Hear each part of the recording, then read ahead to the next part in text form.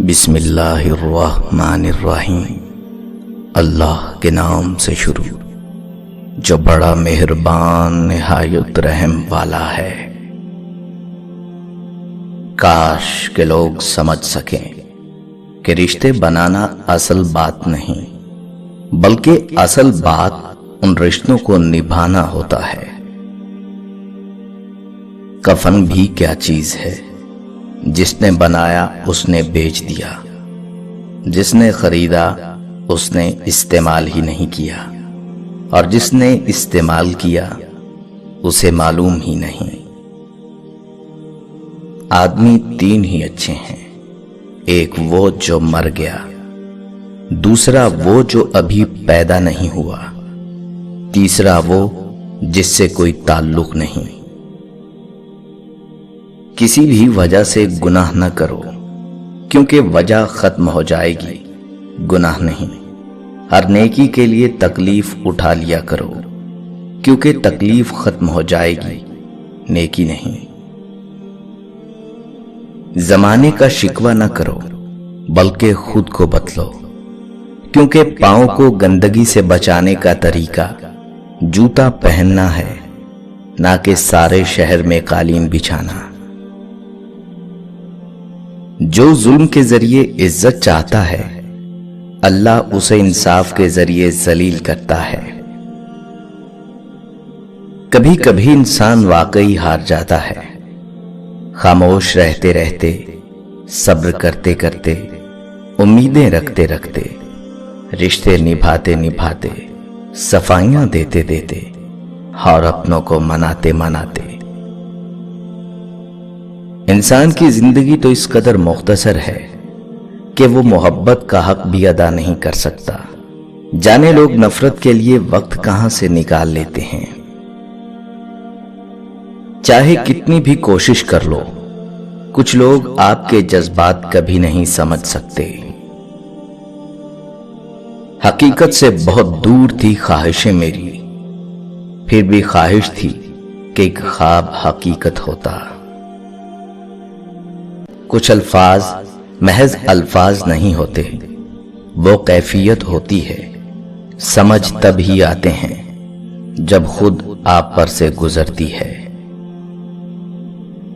آپ اکثر جنہیں بے وقوف سمجھ رہے ہوتے ہیں، دراصل وہ اپنی اچھی تربیت کی وجہ سے آپ کی حرکتیں نظر انداز کر رہے ہوتے ہیں، اس لیے آپ کو بے وقوف نظر آتے ہیں، ورنہ زبان ان کے منہ میں بھی ہوتی ہے، اور یقیناً آپ سے بہتر دماغ بھی ہوتا ہے۔ ہجوم کے ساتھ غلط راستے پر چلنے سے بہتر ہے کہ درست راستے پر تنہا سفر کیا جائے۔ ایک ایسا بھی سفر کروایا زندگی نے جس میں پاؤں نہیں، دل تھک گیا میرا۔ پہلا سجدہ اگر اس کی چاہت کا کرو گے تو دوسرے سجدے میں وہ تمہیں تمہاری چاہت سے نواز دے گا۔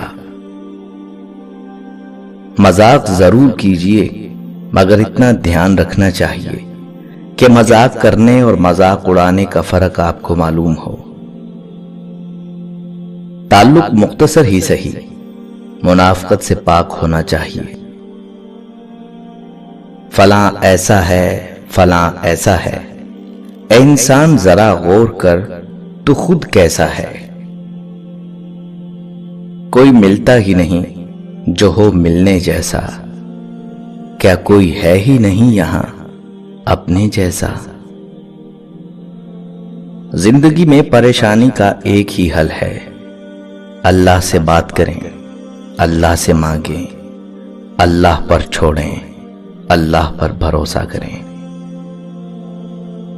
سب کچھ ہونا زندگی نہیں ہوتا، جتنا ہو اس میں پوری طرح سے خوش رہنا زندگی ہوتا ہے۔ انسان کا بہترین ساتھی اس کی صحت ہے، اگر اس کا ساتھ چھوٹ جائے تو ہر رشتے کے لیے بوجھ بن جاتا ہے۔ زندگی اتنی مصروف بنا لو کہ دوسرے کے عیب دیکھنے کا وقت ہی نہ ملے۔ اگر خوش ہو تو آہستہ سے ہنسا کرو تاکہ غم نہ جاگ جائے، اور اگر غمگین ہو تو آہستہ سے رویا کرو تاکہ آنے والی خوشی نا امیدی میں نہ بدل جائے۔ نہ جانے لوگ منافق اور دوغلے کیوں ہوتے ہیں، شاید ہم ان پر جلدی اعتبار کر لیتے ہیں یا اپنا سمجھنے لگتے ہیں۔ اندازہ ہو چکا ہے کہ میت کو جتنا بھی سجاؤ اس میں روح نہیں آتی۔ معافی جس قدر شریف کی اصلاح کرتی ہے اتنا ہی کمینے کو بگاڑ دیتی ہے۔